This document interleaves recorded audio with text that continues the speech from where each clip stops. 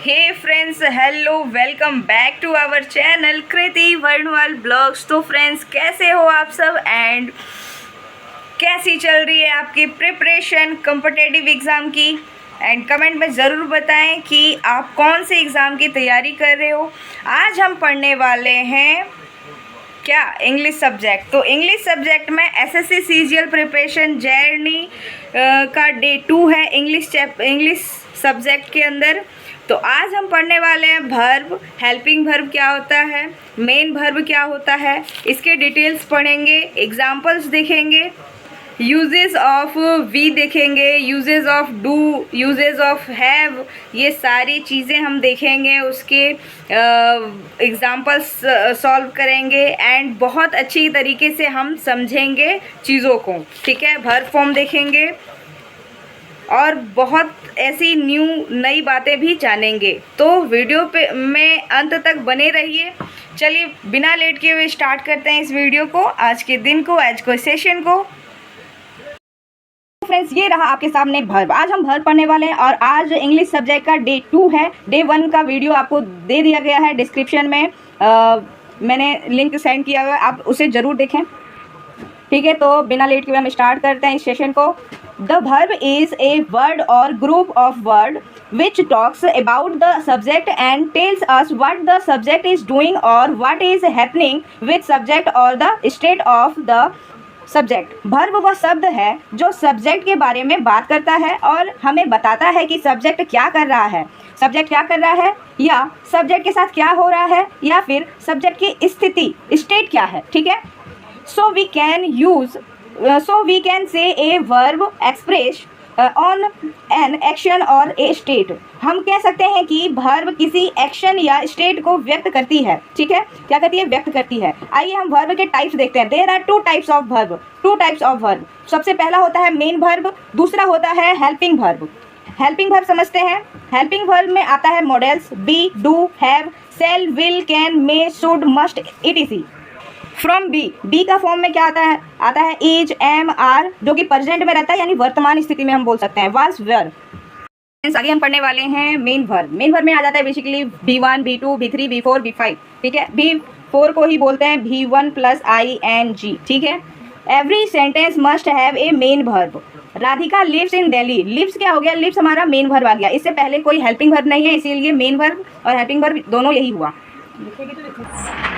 Rohan is playing cricket. Is क्या है? Is a helping verb और वर्ब B1 + ing लगा है, तो ये क्या हो गया? Main verb. ठीक है, Rudra is my best friend. Rudra क्या है? रुद्रा तो नाउन है, लेकिन मेन वर्ब इसमें क्या आ रहा है? इज को बोलेंगे।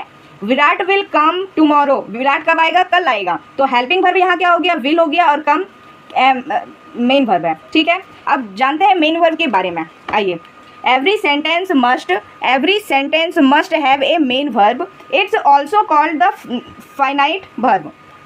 मेन वर्ब को हम लोग कभी कभी फाइनाइट वर्ब भी बोल देते हैं। मेन वर्ब बोलो या फाइनाइट वर्ब बोलो, ये दोनों एक ही वर्ब का नाम है। मेन वर्ब का मेन वर्ब बोलते हैं और कभी कभी फाइनाइट वर्ब भी बोलते हैं। Form of verb, most commonly verb has 3 form. इसके जो है मोस्ट कॉमनली 3 फॉर्म्स होते हैं। कौन कौन से? प्रेजेंट, पास्ट और पास्ट प्रिंसिपल।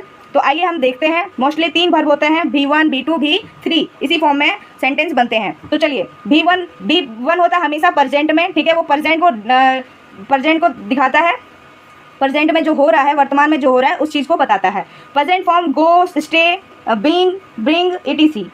B2 होता है पास्ट फॉर्म। ठीक है, जो बीत चुका है, went, state, brought, etc। B3 होता है पास्ट प्रिंसिपल, पास्ट पार्टिसिपल। ठीक है, past participle, gone, stayed, brought, etc। B1 + ing present participle, going, staying, bringing, etc। Present singulars होते हैं गोज, स्टेज, विंग्स, etc। अब हम वर्ब के फॉर्म पढ़ेंगे। तो वर्ब के 2 फॉर्म होते हैं। कौन सा होता है? एक ट्रांजिटिव होता है, एक इंटरट्रांजिटिव होता है। ट्रांजिटिव और इनट्रांजिटिव। ट्रांजिटिव होता है टेक्स एन ऑब्जेक्ट, जो ऑब्जेक्ट लेती है, और does not take any object, जो ऑब्जेक्ट नहीं लेती है वो होती है इंट्रांजिटिव, और जो ऑब्जेक्ट लेती है उसको क्या बोलते हैं? ट्रांजिटिव। फिर से मैं बता रही हूँ, ट्रांजिटिव टेक्स एन ऑब्जेक्ट, जो ऑब्जेक्ट लेती है। Intransitive does not takes any object, जो ऑब्जेक्ट नहीं लेती है। आइए हेल्पिंग वर्ब पढ़ते हैं। अब हेल्पिंग वर्ब किसे कहते हैं, तो helping verbs are use to help the main verb convey its meaning. मुख्य क्रिया की सहायता के लिए उसे कहते हैं हेल्पिंग वर्ब, ठीक है। मुख्य क्रिया की सहायता के लिए आता है helping verb. Primarily helping verbs are divided into two parts. Primary helping verbs के भी टू पार्ट्स होते हैं, दो पार्ट्स होते हैं। एक होता है प्राइमरी हेल्पिंग वर्ब जो होता है बी, डू, हैव। ये बी के फॉर्म में, डू के फॉर्म में और हैव के फॉर्म में आते हैं। इनको क्या बोलते हैं, प्राइमरी हेल्पिंग वर्ब। और दूसरा होता है modal helping verb. Modal helping verb क्या होता है, shall, will, can, could, may, might, should, would, have, to, must, etc। तो प्राइमरी हेल्पिंग वर्ब कौन से फॉर्म में आते हैं, वी के फॉर्म में आते हैं, डू के फॉर्म में आते हैं, हैव के फॉर्म में आते हैं। ये सभी अभी मैं पढ़ूंगी और नोट्स भी इसके दिखाऊंगी। मॉडल हेल्पिंग वर्ब होता है दूसरा shall, will, can, could, may, might, should, would, have, to, must, etc। ठीक है। ये फ्रेंड्स हम लोग यूजेस ऑफ डी पढ़ते हैं, यूजेस ऑफ बी, ठीक है। As a helping verb we plus B1 plus ING ये अगर रहा तो कॉन्टिन्यूअस टेंस में हमेशा सेंटेंस रहेगा। अगर be plus B3 equal to positive voice, अगर ये फॉर्म में रहा तो पॉजिटिव वॉइस कहेंगे सेंटेंस को। एज ए मेन वर्ब पढ़ते हैं तो be plus complement linking verb, ठीक है। बी के साथ कंप्लीमेंट हम कल की क्लास में पढ़ाएंगे। एंड लिंकिंग वर्ब भी बहुत ही अच्छे तरीके से बताया गया है और इसे नोट्स भी कलरफुल मिलेंगे। चलिए अभी पढ़ते हैं फिलहाल के लिए be plus adverb, preposition, place जो प्लेस को दिखाता है, और इंट्रांजिटिव वर्ब। ये क्या होते हैं, इंट्रांजिटिव वर्ब होते हैं। इज, आइए हम समझते हैं फॉर्म्स ऑफ बी। वर्ब 1 में आ गया इज, एम, आर। वर्ब 2 में आ गया वाज, वर। B3 में आ गया बीन। B1 प्लस ING में आ गया बिंग। इज हमेशा सिंगुलर यानी जो एक इंसान होता है उसके लिए यूज होता है, सिंगुलर के लिए इज यूज होता है। एम यूज होता है विथ आई यानी मे के लिए एम यूज होता है, ठीक है। आर प्लूरल यानी एक से ज्यादा लोगों के लिए हम आर का यूज करते हैं जो कि होता है प्लूरल, ठीक है, plural.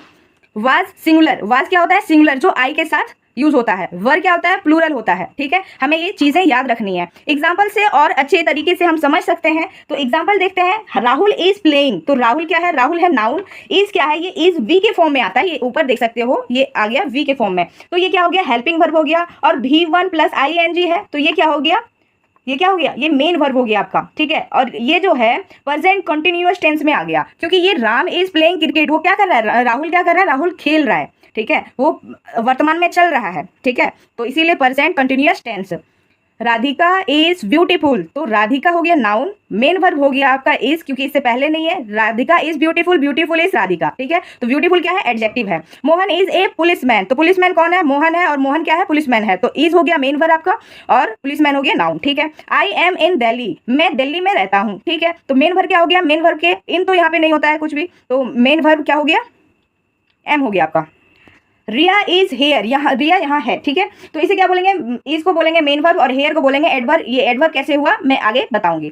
The work was done by Mohan. तो वाज क्या हो गया, हेल्पिंग वर्ब हो गया। डन क्या हो गया, डू का B3 हो गया, ठीक है, B3 फॉर्म हो गया इसका। और ये क्या है, मेन वर्ब है, ठीक है। डन क्या हो गया, मेन वर्ब है। और ये क्या है, पॉजिटिव सेंटेंस है यानी काम किसके द्वारा हो रहा है, मोहन के द्वारा। ये हो गया पैसिव वॉइस, ठीक है, ये हो गया passive voice. 8 letters have been sent to Anjali.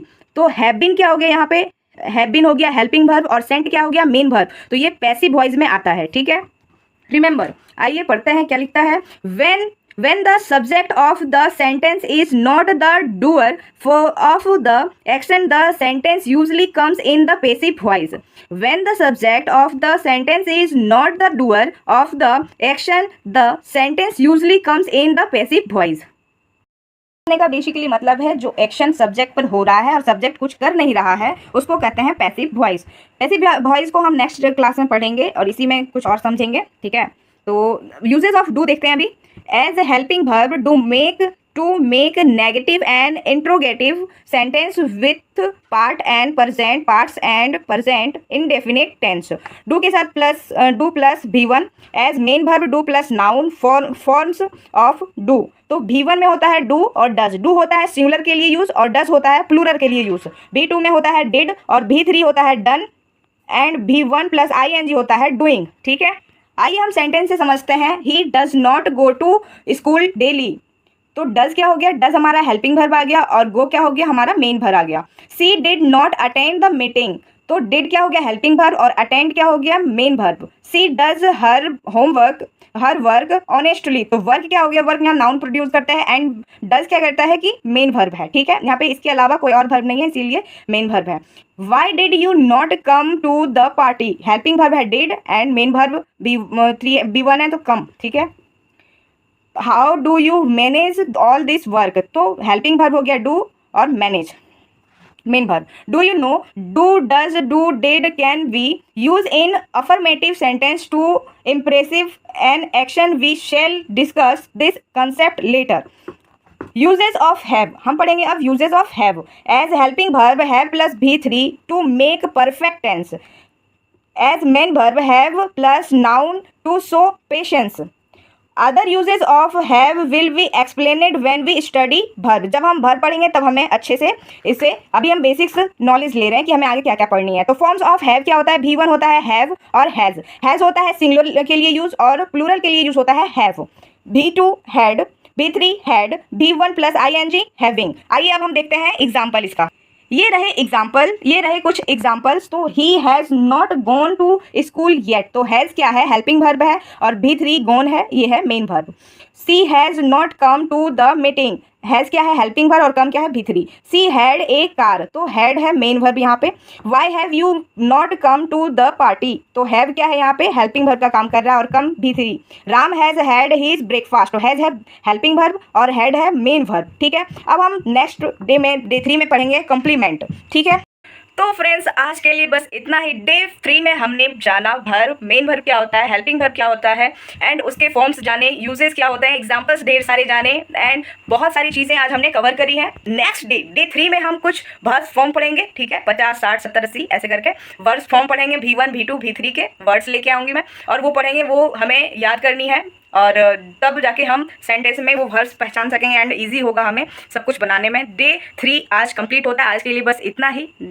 Day 2 में डे 3 कल आने वाला है and I am very excited day 3 के लिए, क्योंकि उसमें वर्ब फॉर्म हम पढ़ने वाले हैं।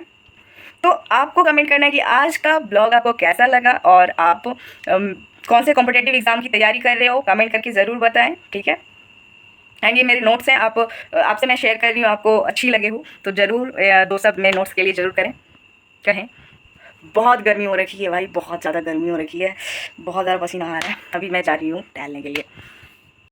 Friends thank you so much, thanks for watching friends and मेरी SSC CGL जर्नी के साथ आप बने रहो। बहुत सारी नई चीज़ें आपको सीखने को मिलेगी इसमें।